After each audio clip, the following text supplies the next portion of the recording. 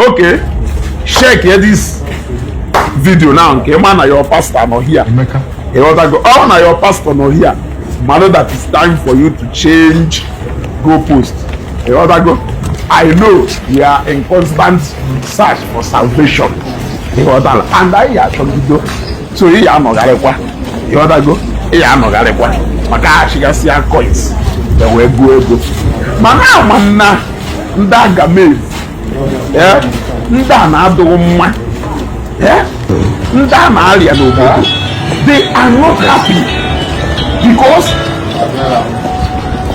ndị eriwe na-afọ eju o nwere names of pastors ha chọrọ ịmụ ha na arrest those pastors into celebration at ebe niile.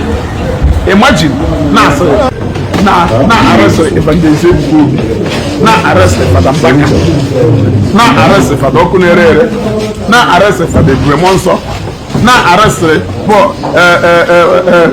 Paul Shibu, na arrest Jerome, na arrest, mention their names.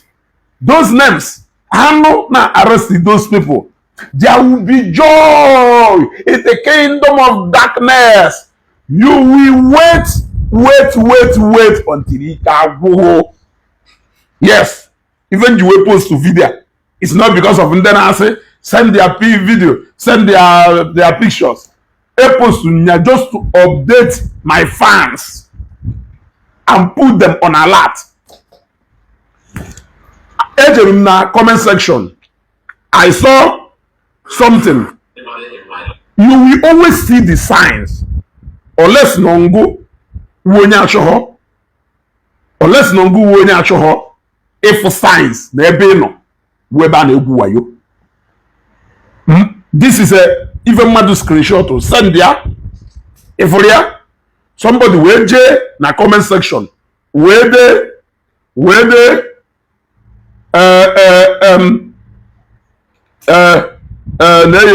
okay, somebody in a comment section where they this guy on white polo, they use small jazz. I know him very well. The Chris Ekwalo, this one on white polo shop my money in 2011 at Creek Road, Fege. Can even a pastor you do a charge go for consultation one? Can even a pastor you do a charge go before obele? Can even a pastor you do a charge go before obele? All those things are signs.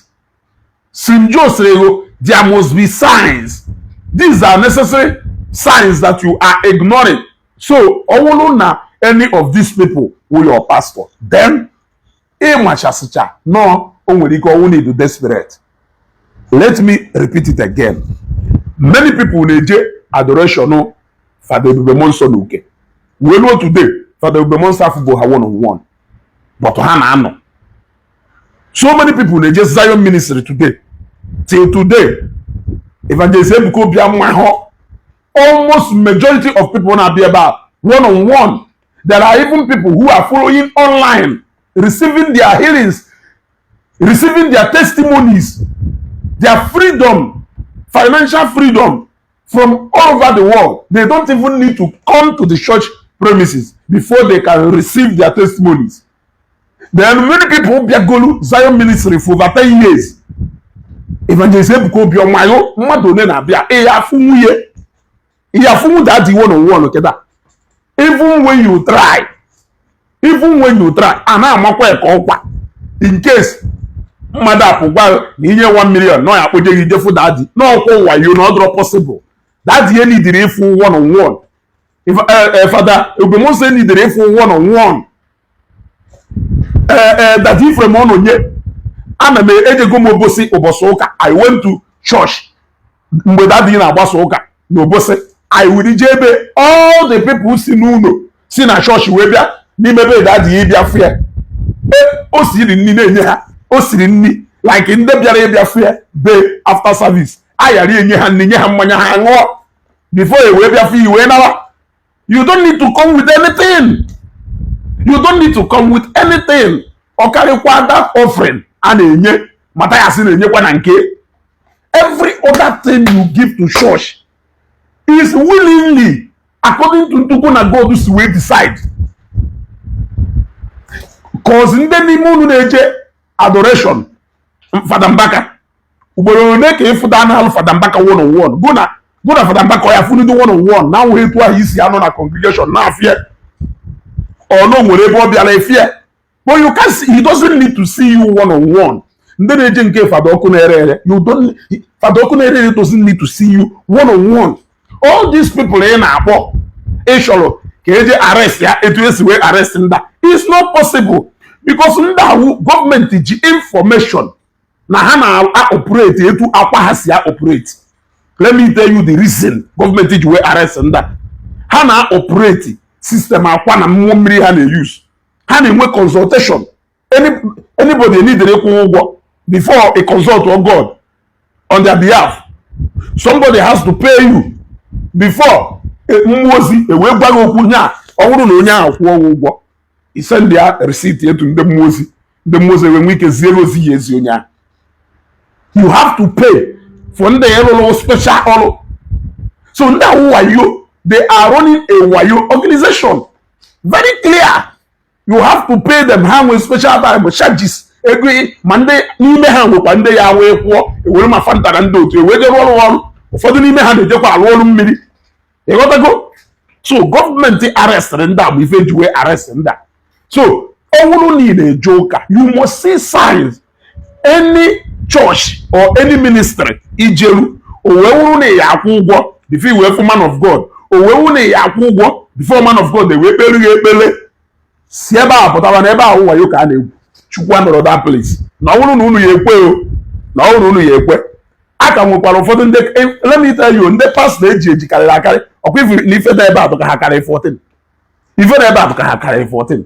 Ndị aka ji ọdụ nke emechabod investigation ka nụkwa yo ka uche udu yo. So ọ bụrụ na ị na-eche ụbọchị ya anọ na arrestịrị ndị, it's not possible because those people clearly you don't need to have any one-on-one encounter with them. They don't even know you. You are coming to their church because of the love of Christ. You are coming to their church because of the love of Christ. And God was there how wouldn't this in charge of those ministries. So you don't get to see them one-on-one. Only if evangelist Kobe is I myself, I would like to have one-on-one encounter with him. Only if for the monster easy, I want to have one-on-one encounter with him.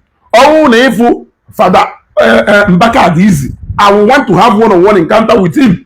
Only if Father Okunere easy, I would like to see him. Even Jerome Nandotwe, most of these people, Paul Shiboha, most of these people, you don't need to see them.